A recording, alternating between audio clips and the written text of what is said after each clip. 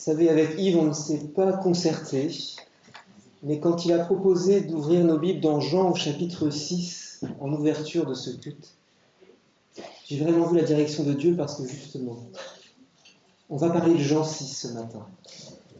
Et je me dis, il y a tellement de passages dans la Bible, tellement de versets, tellement de chapitres. Et le Seigneur conduit, alors on va prier qu'il continue à conduire, qu'il bénisse sa parole pour nos vies, pour nos cœurs. Prions. Seigneur, oui, merci parce que tu veux conduire. Merci parce que tu conduis. Merci parce que tu veux bénir et parce que tu bénis. Tu nous bénis par ta parole. Tu nous bénis en tant qu'Église parce que nous sommes ensemble pour pouvoir la partager de ta part. Seigneur, vraiment, notre prière, c'est que ce soit de ta part. Que ce ne soit pas un homme qui parle. Seigneur, tu connais ma faiblesse, tu connais ma petitesse. Mais Seigneur, toi, tu es grand. Et c'est un Dieu puissant que nous voulons laisser agir. Un Dieu merveilleux qui conduit, qui dirige et qui prend soin de ses brebis. Nous prions aussi pour les enfants de les bénir en ce moment et qu'ils reçoivent de ta part des paroles importantes pour leur vie future et même pour leur vie dès maintenant. Qu'il en soit de même pour nous. Au nom de Jésus. Amen. Alors, vous pouvez donc ouvrir vos Bibles dans Jean au chapitre 6. Toutefois, je vous rappelle que nous étions sur une série d'études sur le thème de la politique, de l'économie, et puis après que nous avons abordé la dernière fois le sujet du crédit et de la dette, il était prévu qu'on parle ce matin ensemble de l'épargne. Alors, ce qu'on va faire, mais on ne fera pas tout ce matin parce que je veux qu'on évoque le meilleur investissement possible pour nos vies. Si nous devons placer plus que notre argent, notre vie, dans quoi allons-nous l'investir ? Quel est le meilleur investissement pour nous ? C'est ce que je vous propose qu'on examine ensemble ce matin avant de voir les sujets plus pratiques une prochaine fois. Alors donc, j'aimerais qu'on reprenne Jean au chapitre 6 et on va faire quelque chose que je n'ai encore jamais fait, je crois, c'est de faire une étude à reculons. On va commencer par la fin, parce qu'on parlera de Jean chapitre 6 et de Jean chapitre 5. On va commencer par la fin de Jean 6. Au verset 66. Dès lors, plusieurs de ses disciples, bien sûr les disciples de Jésus, plusieurs de ses disciples se retirèrent en arrière et cessèrent d'aller avec lui. Jésus dit donc aux 12, « Et vous, ne voulez-vous pas aussi vous en aller ? Et vous, ne voulez-vous pas aussi vous en aller ?» Cette parole de Jésus, elle m'a particulièrement interpellé. Quand il dit à ses disciples, « Est-ce que vous ne voulez pas vous en aller ?» La première chose qui est frappante, je crois, c'est de voir que Jésus, finalement, il ne retient pas ses disciples. Il ne force pas ses disciples à rester avec lui.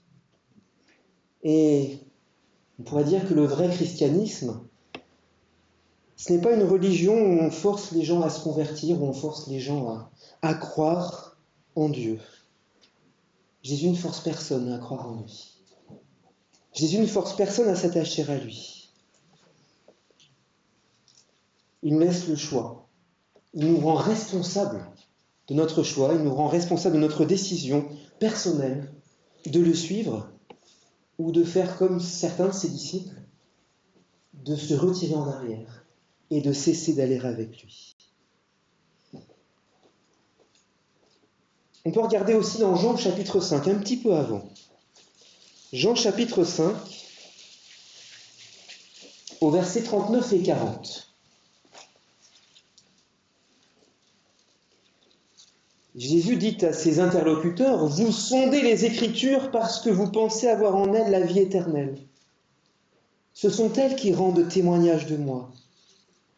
Et vous ne voulez pas venir à moi pour avoir la vie. Vous ne voulez pas venir à moi, vous ne consentez pas à venir à moi pour avoir la vie. Ce même Jésus qui, au chapitre 6, par 2 fois va répéter que nul ne peut venir à lui si son Père qui est dans les cieux ne l'attire. Eh bien, il dit ici, vous ne voulez pas venir à moi. Notre responsabilité reste engagée. Certes, on a besoin que le Seigneur nous attire à lui, parce que par nature nous sommes mauvais, méchants, on ne veut pas du Seigneur. On veut être indépendant. Dès le jardin d'Éden, on a vu que, après avoir péché, l'homme et la femme, qu'est-ce qu'ils ont fait? Ils se sont cachés. Ils ne voulaient pas aller vers Dieu, qui les appelait dans le jardin. Donc il faut que Dieu nous attire à lui. Mais une fois qu'il nous a attirés, on a encore ce choix à faire, cette décision à prendre, de dire oui ou de dire non, de choisir la vie ou de choisir la mort.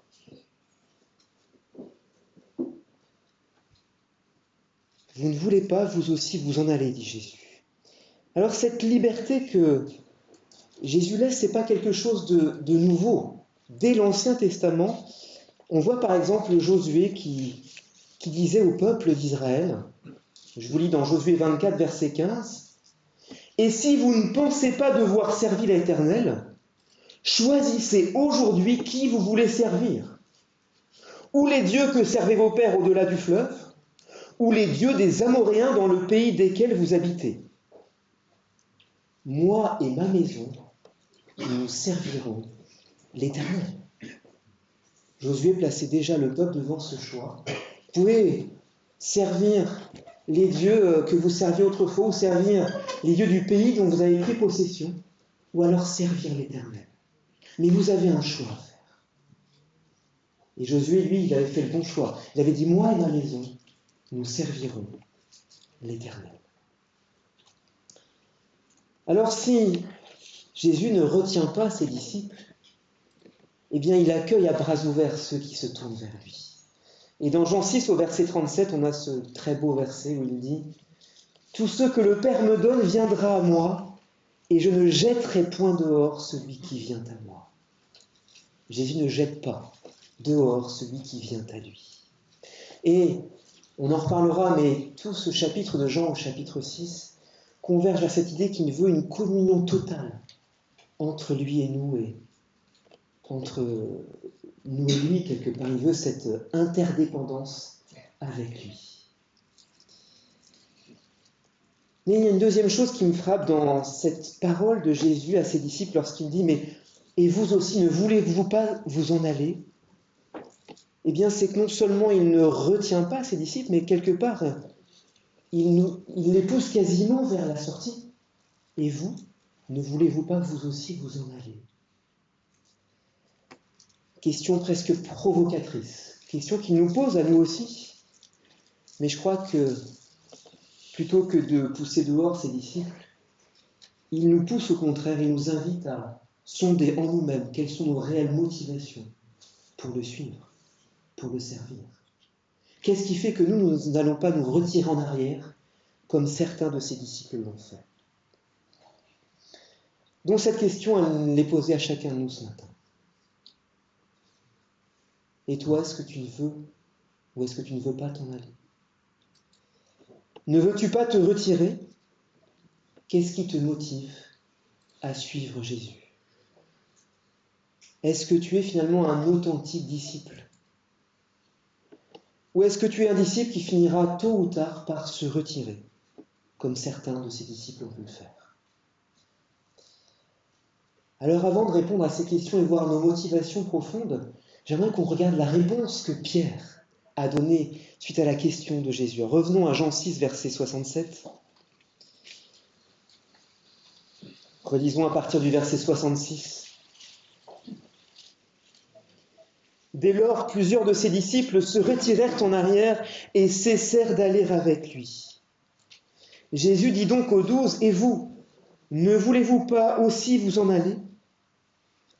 Simon-Pierre lui répondit, « Seigneur, à qui irions-nous? Tu as les paroles de la vie éternelle.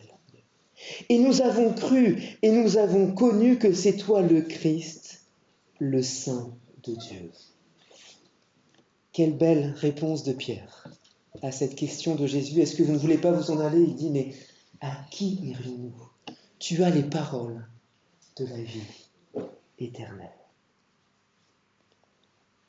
Nous avons connu que c'est toi le Christ, l'envoyé de Dieu, le Saint de Dieu, celui qui a été mis à part par Dieu pour nous sauver. Alors on a envie de dire à cette réponse de Pierre, formidable, Pierre, tu as tout compris, tu as donné la bonne réponse.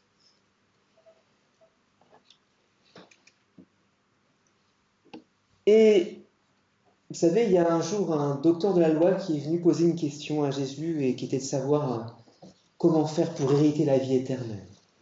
Et Jésus lui a retourné la question, il lui dit, mais qu'est-ce qui est écrit dans la loi? Il dit, mais tu aimeras le Seigneur ton Dieu de tout ton cœur, de ton âme, de toute ta pensée, et ton prochain comme toi-même.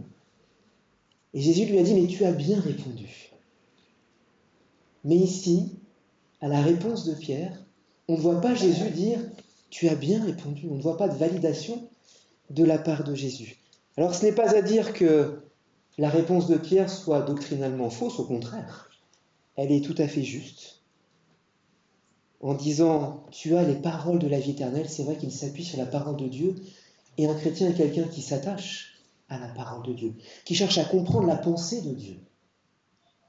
C'est quelqu'un qui croit que Jésus est le Christ, le Messie, le seul à pouvoir sauver, le seul médiateur entre Dieu et les hommes, le seul qui pardonne les péchés. Dans ce que Pierre a dit, il n'y a pas d'erreur. C'est vraiment la doctrine de base du christianisme. Mais qu'est-ce que répond Jésus à ce qu'a dit Pierre? Regardez cette réponse presque glaçante de Jésus au verset 70. Jésus leur répondit, « N'est-ce pas moi qui vous ai choisi, vous les 12? Et l'un de vous est un démon. » Il parlait de Judas, fils de Simon Iscariote, car c'était lui qui devait le livrer, lui, l'un des 12. Alors d'une certaine manière, ça me laisse cette impression que finalement, Dieu n'a que faire des belles déclarations comme la déclaration de Pierre. Il est en train d'inviter ses disciples à regarder plus profondément en eux-mêmes dans leur cœur, d'aller examiner en profondeur quelles sont leurs vraies motivations pour le suivre. Parce qu'il y aurait beaucoup à dire sur nos belles déclarations, sur nos belles confessions, sur nos belles prières. Mais est-ce qu'il y a la véritable foi derrière? Pour revenir à Pierre, on sait ce qui est advenu d'une autre de ces très belles déclarations. Dans Matthieu 26, verset 33. Quand Jésus annonçait qu'il allait être crucifié, qu'il allait mourir sur la croix. Pierre a pris la parole et lui a dit, « Mais quand tu serais pour tous une occasion de chute, tu ne le seras jamais pour moi. » Et Jésus qui lui dit, « En vérité, je te le dis, cette nuit même avant que le coq chante, tu me renieras 3 fois. » Et Pierre de répondre, « Quand il me faudrait mourir avec toi, je ne te renierai point. » Et tous les disciples dirent de même. Il n'y avait pas que Pierre, tous les disciples dirent de même. Il y avait cet engagement, cette confession profonde, probablement sincère, de suivre leur Seigneur jusqu'au bout. Pourtant, le Seigneur Jésus les avait avertis, il avait averti Pierre notamment, qu'il serait une occasion de chute pour eux et que Pierre le renierait 3 fois. Alors on peut avoir envie de suivre le Seigneur, de faire des belles déclarations, même d'encourager le Seigneur comme ont pu le faire Pierre et les disciples au moment où Jésus leur disait « Mais je vais être crucifié, mais nous on ne t'abandonnera pas, Seigneur, on sera avec toi. » Ils voulaient encourager leur maître. Mais ça ne suffit pas les belles paroles. Encore faut-il qu'il y ait une foi réellement profonde derrière ces belles paroles. Ça me fait penser à cette parabole qu'on appelle la parabole des 2 fils. Une parabole dans laquelle Jésus évoque un père qui a demandé à ses 2 fils d'aller travailler dans sa vigne. Et le premier des 2 fils auquel le père s'adresse, il répond « Non, je n'irai pas travailler dans la vigne. Je ne veux pas, dit-il. » Quel choc ça a dû être pour le père. Ce fils rebelle qui ne veut pas faire ce qu'on lui demande, qui désobéit. Mais finalement, on lit que ce fils, après, s'est repenti et que finalement, il est allé travailler dans la vigne du père. Le deuxième fils, auquel le père avait dit la même chose, va travailler dans ma vigne. Qu'est-ce qu'il a répondu? Je veux bien, Seigneur. Réponse spontanée, oui, je veux bien. Il l'appelle même Seigneur. Ce qui montre tout le respect qu'il a envers son père, cette marque de soumission, de respect. Et pourtant, il n'est pas allé travailler dans la vigne. On voit que les paroles ne suffisent pas aux yeux du Seigneur. Le Seigneur, il regarde au cœur, il regarde aux actes. Alors, quelles sont les motivations profondes de mon cœur, de nos cœurs? C'est ce que j'aimerais qu'on regarde ensemble ce matin. Quelles sont nos motivations? Revenons dans Jean, au chapitre 5, un petit peu avant ce chapitre 6. Jean 5, verset 44. Où Jésus pose une question à ses interlocuteurs, une question de plus. Jean 5, 44, il leur dit « Comment pouvez-vous croire, vous qui recevez de la gloire les uns des autres, et qui ne cherchez pas la gloire qui vient de Dieu seul ?» Comment pouvez-vous croire? Jésus est en train de mettre en évidence un obstacle à la foi, au fait de croire. Et quel est cet obstacle? Le fait de rechercher non pas la gloire qui vient de Dieu seul, mais la gloire qui vient des autres hommes, la gloire qui vient de ses pairs. Et je me dis, mais quel verset pour notre temps, à notre époque où on cherche tout le temps l'approbation des hommes par des likes, par des pouces, par des cudos de toutes sortes. On cherche la gloire des hommes, la gloire des autres.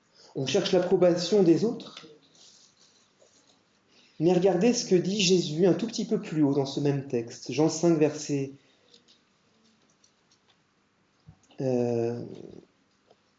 c'est le verset 40. Non, pardon, 41. Jésus leur dit, je ne reçois pas de gloire des hommes. Je ne reçois pas de gloire des hommes.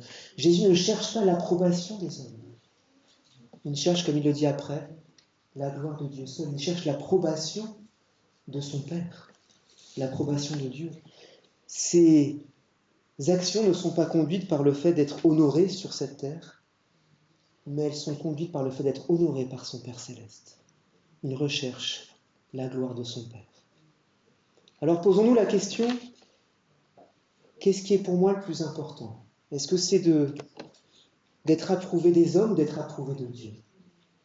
Est-ce que c'est d'avoir un pouce de la part des hommes ou d'avoir l'approbation du Seigneur? Attention, parce qu'on voit que rechercher l'approbation des hommes, c'est un obstacle à la foi. Ça nous empêche de croire. Comment pouvez-vous croire, vous qui cherchez la gloire des hommes? L'autre examen de nos motivations consiste à regarder ce que Jésus dit dans Jean 6 au verset 2. Plutôt ce qui est relaté. Jean 6, verset 2. Une foule nombreuse le suivait. Elle suivait Jésus, bien sûr, parce qu'elle voyait quoi? Les miracles qu'il opérait sur les malades. Quelle motivation pour suivre Jésus? La guérison, les miracles. Et regardez aussi le verset 14, un petit peu plus loin, quand Jésus fait ce miracle de la multiplication des pains. Jean 6, verset 14. Ces gens, à la vue du miracle que Jésus avait fait, disaient « Vraiment, c'est lui le prophète qui vient dans le monde. » On peut se dire, mais vous avez compris que Jésus était le prophète attendu, le Messie qui devait venir dans le monde, en ayant vu ce miracle de la multiplication des pains. Il semblait avoir été convaincu que Jésus était celui qu'ils attendaient. Mais regardez au verset 15. Jésus, sachant qu'ils allaient venir l'enlever pour le faire roi, se retira de nouveau sur la montagne, lui seul. On a beau reconnaître Jésus comme le prophète, comme le Messie. On peut reconnaître sa grandeur. On peut reconnaître qu'il est le roi des rois. Et passer à côté de la volonté de Dieu. Ce n'est pas le moment de faire de Jésus le roi d'Israël. Et ces gens voulaient faire de Jésus le roi. Et Jésus était obligé de se retirer d'eux. C'est terrible quand on lit ça. Jésus se retira. On voit là qu'une première impression ne suffit pas. Être saisi d'émotions, c'est pas la foi véritable. La foi véritable, ça repose sur une vraie connaissance de Dieu. Et en cela, Pierre avait compris, en disant à Jésus, mais tu as les paroles de la vie éternelle. Il ne faut pas une connaissance superficielle de Dieu. Avoir vu, ok, il est grand, il fait des miracles. Mais il faut avoir une connaissance profonde de qui il est vraiment. Parce que sinon, on va s'imaginer ce que Dieu doit faire ou être. Les gens voulaient faire de Jésus le roi, voulaient le couronner roi sur terre, mais ce n'était pas le moment. Ils avaient une idée de ce que Dieu devait être, de ce que Jésus devait faire. Mais ils étaient à côté de la véritable volonté de Dieu. Il y a ce verset que je vous ai souvent cité, mais j'y reviens tout le temps. C'est le psaume 50, verset 21. Où Dieu fait ce reproche en disant « Tu t'es imaginé que j'étais comme toi. Tu t'es imaginé que j'étais comme toi. » On s'imagine avec notre petite pensée, avec notre faible intelligence, que Dieu raisonne comme nous, qu'il pense comme nous. On est complètement à côté de la plaque. On est bien loin du compte. Le Seigneur n'est pas comme nous. Ses pensées ne sont pas nos pensées, ses voies ne sont pas nos voies. Comme le dit Ésaïe 55, autant les cieux sont élevés au-dessus de la terre, autant ses pensées sont élevées au-dessus des nôtres. La sagesse de Dieu est infiniment plus grande que la nôtre. Et justement, dans ce chapitre d'Ésaïe 55, il nous dit, mais que le méchant abandonne sa voie et l'homme de rien ses pensées et qu'il revienne à l'éternel. Sinon, il nous demande d'abandonner nos pensées. Notre pensée nous joue des tours, des mauvais tours. Elle nous fait mal comprendre la volonté de Dieu. Comme ces gens qui, ayant vu le miracle de la multiplication des pains, voulaient faire de Jésus le roi. Mais ce n'était pas la volonté de Dieu. On a besoin d'apprendre à connaître Dieu. Une foi superficielle ne suffit pas. Les miracles, l'émotion que les miracles suscitent, ne sont pas suffisants. Poursuivons dans Jean 6. Jean 6, versets 26 et 27, pour voir encore quelles peuvent être nos motivations pour venir à Jésus, pour le suivre. Jean 6, verset 26. Jésus répondit, en vérité, je vous le dis, vous me cherchez non parce que vous avez vu des miracles, mais parce que vous avez mangé des pains et que vous avez été rassasiés. Pour remettre un tout petit peu le contexte, lorsque Jésus a fait le miracle de la multiplication des pains, c'était un peu plus vers le sud de la mer de Tibériade. Et après, il est allé avec ses disciples à Capernaüm, tout au nord du lac de Tibériade. Et les gens le cherchaient, ils étaient à Tibériade, ils cherchaient, où est Jésus, ce Jésus qui nous a nourris? Et c'est ce que Jésus leur reproche, il leur dit, mais vous ne me cherchez pas parce que vous avez vu des miracles, mais parce que vous avez mangé des pains et que vous avez été rassasiés. Jésus nous demande une autre motivation que celle d'être simplement rassasié, d'être béni matériellement. Il veut qu'on se détache des choses matérielles. Et c'est ce qu'il leur dit au verset 27. Travaillez non en vue de la nourriture qui périt, mais en vue de la nourriture qui subsiste pour la vie éternelle, celle que le Fils de l'homme vous donnera. Travaillez non en vue de la nourriture qui périt, mais en vue de la nourriture qui subsiste pour la vie éternelle. Est-ce que j'ai des espérances matérielles en venant à Jésus? Est-ce que je vais être béni matériellement en venant à Jésus? Est-ce que c'est ça que je recherche? Eh bien, si c'est ça que je recherche, je suis à côté. Seigneur Jésus nous invite à rechercher la vraie nourriture, celle qui subsiste pour la vie éternelle. Celle-là, elle n'est pas de ce monde. Elle n'est pas liée à des biens matériels. Elle est spirituelle. L'objectif numéro 1 pour le disciple, pour l'authentique disciple de Jésus, c'est quoi? Matthieu 6, 33, que nous dit Jésus dans Matthieu 6, 33? Cherchez d'abord le royaume et la justice de Dieu. Et tout le reste vous sera donné par-dessus. Le Seigneur sait que vous en avez besoin. Ce ne doit pas être notre préoccupation première. Dans Matthieu 6, au verset 19 à 21, Jésus recommande ceci: ne vous amassez pas des trésors sur la terre, où les vers et la rouille détruisent, et où les voleurs percent et dérobent, mais amassez des trésors dans le ciel, où ni les vers ni la rouille ne détruisent, et où les voleurs ne percent ni ne dérobent. Car là où est ton trésor, là aussi sera ton cœur. Ne vous amassez pas des trésors sur la terre, mais amassez des trésors dans le ciel. On a d'autres choses à rechercher que les trésors de ce monde. Et il y a un danger, parce que là où est notre trésor, là aussi est notre cœur. Et on en revient à notre sujet initial. C'est quoi notre meilleur investissement? Est-ce que c'est de rechercher les trésors de la terre, ce que les hommes et les femmes de ce monde recherchent? Quel est notre meilleur investissement? On l'a compris, ce ne sont pas les trésors de la terre, ce ne sont pas les biens matériels, ce ne sont pas les richesses de ce monde. Mais le Seigneur nous dit d'investir pour le ciel. Notre meilleur investissement, c'est d'investir pour le ciel. Alors posons-nous cette question, mais à quoi est-ce que je travaille? À quoi est-ce que je passe mon temps? À quoi est-ce que je passe le plus clair de mon temps? Ou autre façon de poser la question, ce serait de se dire, mais pourquoi est-ce que je n'ai plus de temps? Ou pour qui n'ai-je plus de temps? Si je n'ai plus de temps pour le Seigneur, si je n'ai plus de temps pour ma famille, si je n'ai plus de temps pour mes amis, parce que je suis trop préoccupé par ma réussite sociale, salariale, ma réussite dans le travail, par le fait de gagner de l'argent, je passe à côté du véritable investissement que le Seigneur veut pour moi. Il veut qu'on investisse pour le ciel.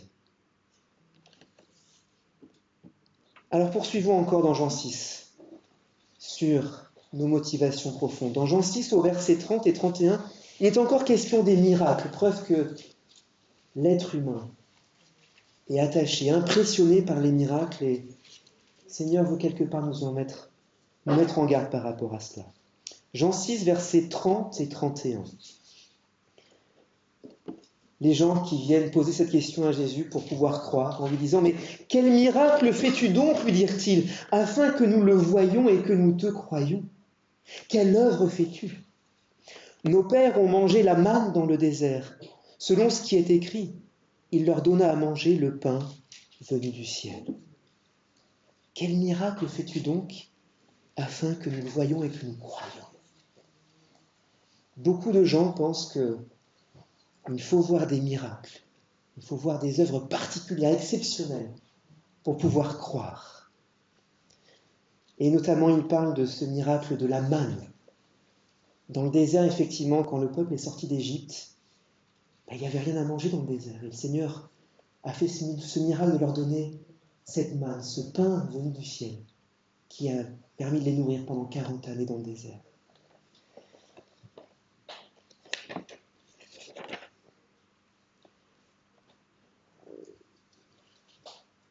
Et quand je repense à cet argument que ces gens opposent à Jésus, en parlant de la manne, en disant « Mais nos ancêtres ont vu la manne et ils ont cru ».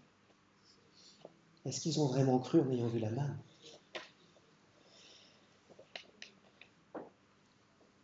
S'ils sont tombés dans le désert, la plupart d'entre eux, la très grande majorité d'entre eux, la Bible nous dit que c'est à cause de leur incrédulité. Le miracle de la manne ne les a que très moyennement convaincus. Dans 1 Corinthiens 10, verset 5, on lit que la plupart d'entre eux ne furent pas agréables à Dieu, puisqu'ils tombèrent morts dans le désert.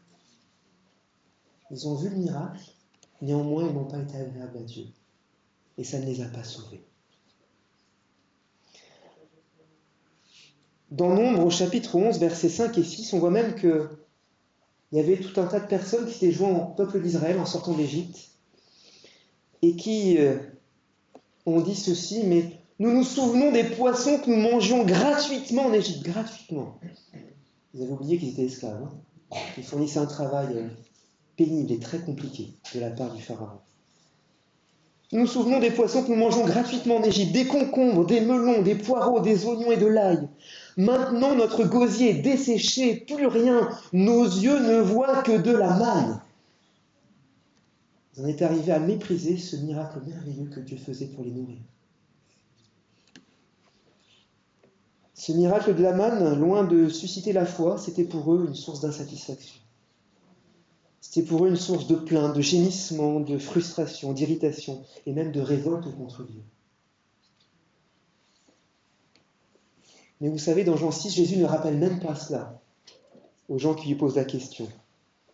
Au lieu de se lancer dans une démonstration théologique, un petit peu comme je viens de le faire en reprenant Nombre au chapitre 11, eh bien qu'est-ce que fait Jésus? Il se décrit lui-même, il se présente lui-même comme le pain véritable, comme le vrai pain descendu du ciel.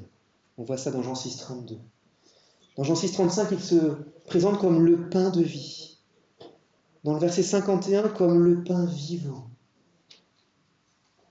Et au verset 49, il leur dit « Vos pères ont mangé la manne dans le désert et ils sont morts. » Ils ont vu le miracle de la manne, ça ne les a pas sauvés. Les miracles, ça ne sauve pas. Les miracles, c'est pas ça qui va amener la véritable foi. Et donc Jésus est en train de leur dire, mais ah oui, vous voyez bien que ce miracle de la manne, ça ne les a pas sauvés, ils sont morts dans le désert. Il faut quelque chose de bien différent pour être sauvé. Et ce quelque chose de bien différent, c'est cette totale identification à Jésus. Une totale communion avec lui, une totale symbiose avec lui. Et j'étais vraiment heureux de voir que Yves nous a lu ce texte de Jean 6 ce matin.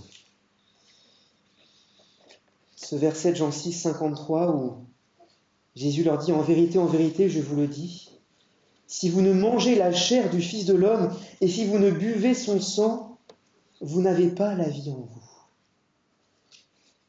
Jésus, par ces paroles surprenantes qu'ils ont eu beaucoup de mal à comprendre, voire qu'ils n'ont pas compris, voire qu'il les a scandalisés, il leur dit, mais pour être sauvé, pour avoir la vie éternelle, la vie véritable, ben, il faut passer par la croix, parce que ce corps, ce sang, ça nous parle de la croix de Jésus.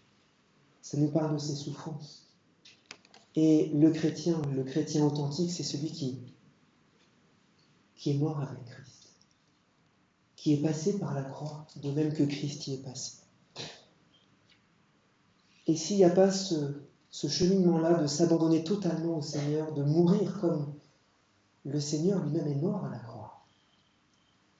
Vous savez, on a coutume de dire que Jésus est mort à notre place. C'est en partie vrai, mais en partie seulement. Parce qu'à la croix, nous sommes morts avec lui. Jésus est mort pour que nous soyons morts avec lui. Et pour qu'on puisse du coup ressusciter aussi avec lui. Il faut s'approprier cette mort de Jésus, s'identifier à lui jusque dans sa mort.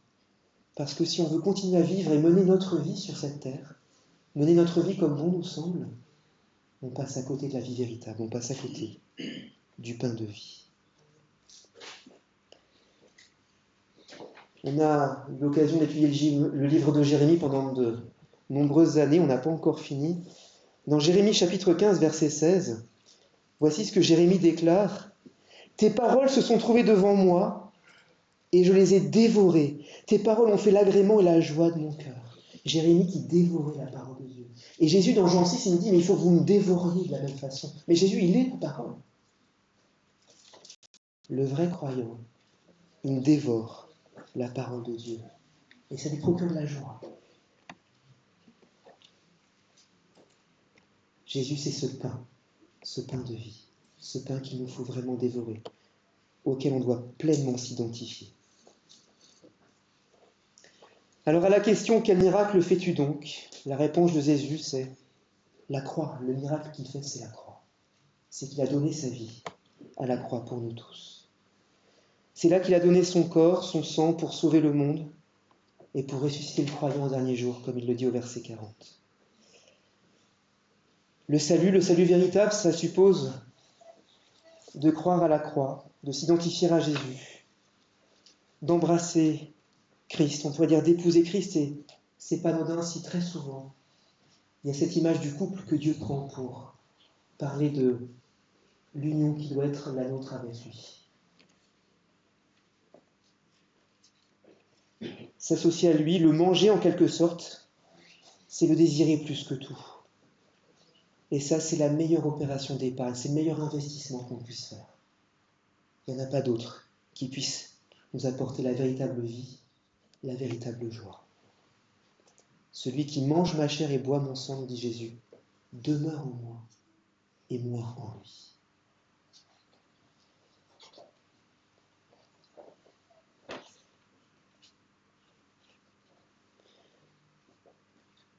Venons-en maintenant au chapitre 6, toujours, mais au verset 60 de Jean 6.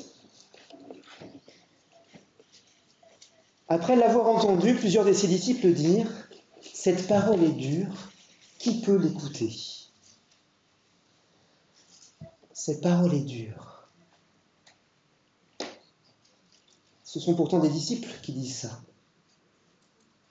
Des disciples qui sont dérangés par la parole de Dieu, qui ne sont pas prêts à l'accepter. Et Jésus le lit dans leur cœur, on voit qu'ils sont scandalisés au verset 61. Scandalisés par cette parole de Jésus. Ils vont même se mettre à murmurer. Et cela révèle que ceux qui suivent Jésus, en tout cas parmi ceux qui suivent Jésus, tous ne sont pas nécessairement d'authentiques disciples. Et c'est là qu'on voit que dès lors, plusieurs disciples se retirèrent en arrière et cessèrent d'aller avec lui. Lui qui est pourtant le pain de vie, la source d'eau vive, le seul à pouvoir vraiment rassasier. Alors, reposons-nous cette question ce matin, suis-je parmi ceux qui se retirent ? Ou parmi ceux qui vont finir un jour par se retirer ? Parmi ceux qui cessent d'aller avec Jésus ? Suis-je de ceux qui abandonnent la source d'eau vive pour se creuser des citernes crevassées qui ne retiennent pas l'eau ? Comme c'est dit dans Jérémie 2. Pour rester dans Jérémie, est-ce que Dieu n'est que de passage dans ma vie ? Est-ce que Dieu n'est que comme un étranger de passage, comme un voyageur qui dresse sa tente pour passer la nuit et puis qui s'en retourne dans son pays parce que je ne l'ai pas accueilli. Je ne l'ai pas accueilli véritablement.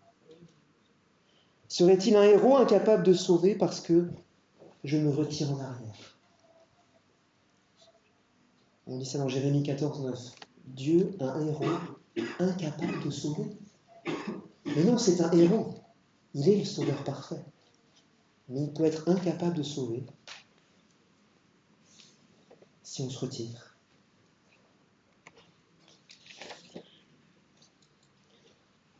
Alors je termine par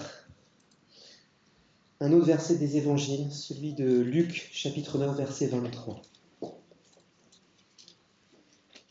Jésus dit à tous, il nous parle à tous ce matin, à tous.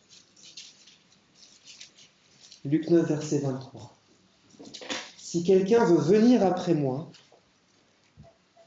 c'est-à-dire si quelqu'un veut me suivre, si quelqu'un veut venir après moi, qu'il renonce à lui-même, qu'il se charge chaque jour de sa croix et qu'il me suive. Qu'il se charge chaque jour de sa croix et qu'il me suive. Quiconque en effet voudra sauver sa vie la perdra, mais quiconque perdra sa vie à cause de moi la sauvera.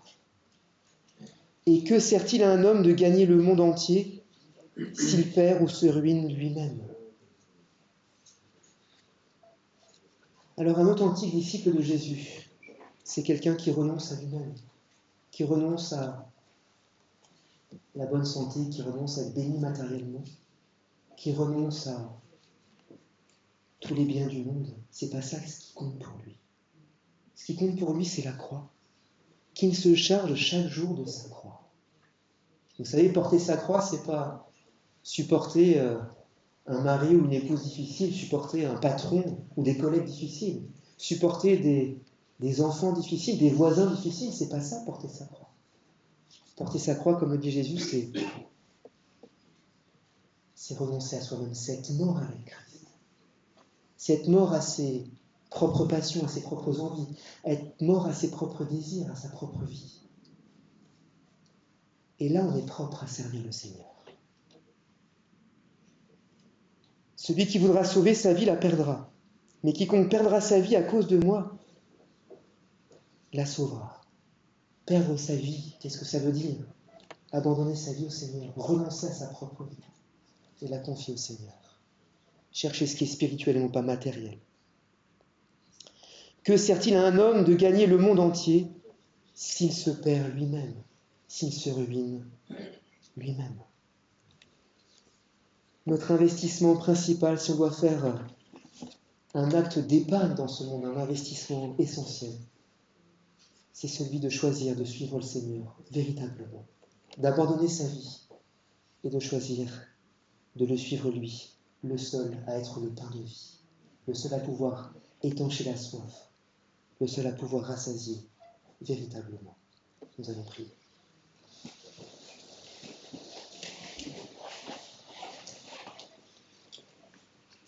Seigneur, tu nous places devant nos responsabilités ce matin. En nous posant cette question, mais est-ce que vous ne voulez pas vous en aller? Seigneur, nous voulons répondre que oh non, nous ne voulons pas nous en aller parce que tu as les paroles de la vie éternelle. Tu es le seul à pouvoir sauver véritablement. Ce ne sont pas les miracles qui sauvent. Ce ne sont pas les bénédictions de cette terre qui sauvent. Le vrai salut, il est auprès de toi. Seigneur, garde-nous de nous égarer par nos propres pensées en pensant que